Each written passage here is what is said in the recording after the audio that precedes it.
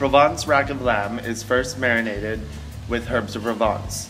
The herbs in HDP, what Provence chefs call it, is made up of savory, marjoram, rosemary, thyme, lavender, and oregano. After seasoning it, we sear it fat side down, then turning over before roasting to finish. After the juices flow throughout the tenderloin, we slather Dijon and parsley crumbs to perfection, accompanied with chef's choice of veg and starch. It's a must try.